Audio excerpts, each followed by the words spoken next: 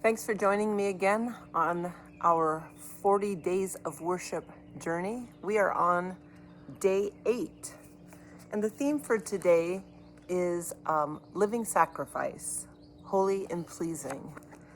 And that verse comes from Romans 12, and we'll read that in just a second. But I want to go back to yesterday's key verse, which I'm going to read out of Psalm 96. Yesterday I read it in the story that was in 1 Chronicles 16. But yesterday the key verse was, worship the Lord in the splendor of his holiness, or in the beauty of his holiness. Tremble before him, all the earth.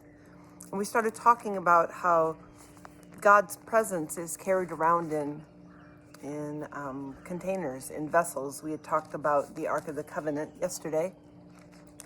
And today we're going to talk more about the presence of God being carried around in us. And so then we look at Romans 12, and it's the whole idea of the holiness of worship, and it talks about us. So in Romans 12, 1 and 2, it says, therefore I urge you, brothers, in view of God's mercy, to offer your bodies as living sacrifices, holy and pleasing to God. This is your spiritual act of worship. Do not conform any longer to the pattern of this world, but be transformed by the renewing of your mind. Then you will be able to test and approve what God's will is, his good, pleasing, and perfect will. So that's our key verse,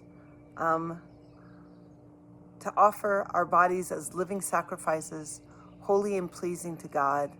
This is our spiritual act of worship. And then we're going to go over to 1 Peter 1, verses 14. There's quite a few verses that talk about being holy, and this is just one of them. And so I want to stir this into our mix. And this one talks also about your mind.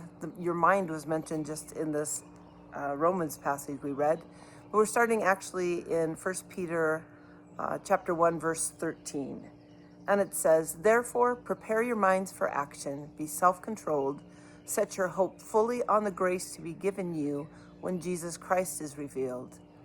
As obedient children, do not conform to the evil desires you had when you lived in ignorance, but just as he who called you is holy, so be holy in all you do. For it is written, be holy because I am holy. And that's a quote from the Old Testament, and it's written several times in the book of Leviticus. So previously, we talked a little bit about how when we worship God, we worship him in spirit and in truth, is what he instructed. Jesus was talking to the woman at the well about. We worship him in spirit and truth because he is spirit and he is truth. And so we participate in that same kind of language. This seems to be similar in the idea of holiness. I wrote down this. 1, God is holy. 2, our salvation through believing in Jesus' death and resurrection makes our way or our path into the presence or into the holiness of God. And 3, then we are able to practice being holy and worshiping in holiness. And so again, there's this exchange that's going on between us and God in all of this process. This isn't something we just, white knuckle it through and do ourselves. This is a relationship that we have with God, and that's the big part of worship, that we are participating in our relationship with God. It's an exchange that goes back and forth. Now, I looked up a couple of these verses, or a couple of the words that are in Romans 12 in Strong's Concordance. And for the word holy, it means a sacred thing, dedicated to God, prepared for God with solemn rite, pure and clean. So when we offer ourselves as a holy sacrifice, we are offering ourselves as something that is sacred, something that is dedicated to God.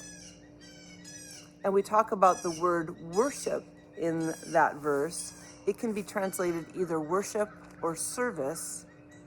And some of the definitions include hired service or sacred service.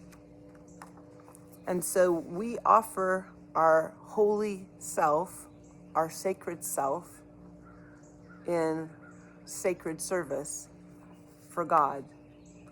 Now, I mentioned that last week we talked about Jesus speaking with the Samaritan woman, and I had said that that was one of the 3 times that I found that Jesus mentioned the word worship. Today we're going to look at the first time that Jesus mentions the word worship, and that is in Matthew 4, verses 8 to 11. Jesus has been fasting in the wilderness for 40 days, and Satan comes and tempts him 3 different times. And the third temptation is the one we're going to read about today. So first, Matthew 4, 8 through 11, it says, "Again the devil took him to a very high mountain and showed him all the kingdoms of the world and their splendor. 'All this I will give you,' he said, 'if you will bow down and worship me.' Jesus said to him, 'Away from me, Satan, for it is written, worship the Lord your God and serve him only.' Then the devil left him, and the angels came and attended him."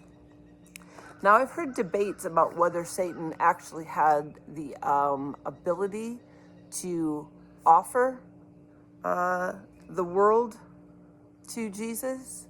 There is scripture that says that Satan is the ruler of this world.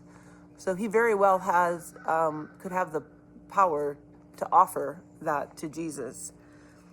And my point in bringing this up today is to let you know, to remind you that we actually have options for our worship. That the verses that we've been reading talk about our holy worship and offering our holy worship to a holy God. But Satan gave Jesus an option that wasn't a holy option for worship. And he offers us those options as well. So we want to make sure that we make good choices in our worship in our life. And as we see here, and we read in this verse, it takes us back to our very first verse that we started with last week in James 4, 7 through 8, where it talks about resist the devil and he will flee. That's exactly what Jesus did. But in James is talking to us. Resist the devil and he will flee. Draw near to God and he will draw near to you. So all of these things we're talking about are kind of making a full circle. They all are connected in our worship time. Now, the important part of all of these studies is not just learning information. The important part is in saying, how does this apply to my life? What do I do with this information?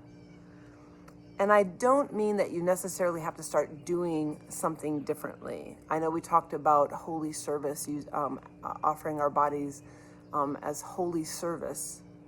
And so there might be some people that think, there's something I actually need to do. But I don't want you to turn it into some sort of a religious event or a religious reply that now there's a rule, we all have to do this because this is what we do to offer ourselves as a holy offering. And that happens a lot in religious organizations and groups of people. One person feels inclined to do something and then everybody kind of feels like, ooh, I have to do what they are doing. That's not necessarily so.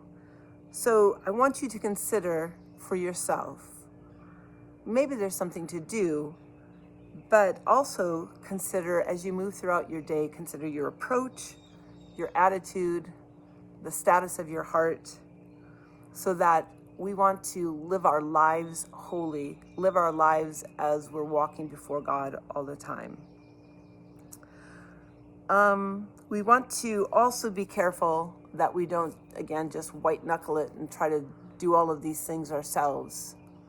We are going to allow God to empower us to live the way He has for us to live.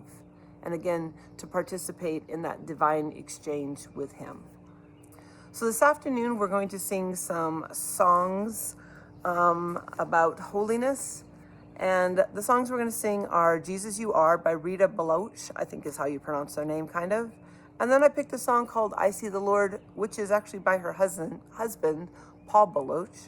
And then we'll sing a song called Holy, Almighty, Awesome God by Larry Bach. I will see you this afternoon for some worship.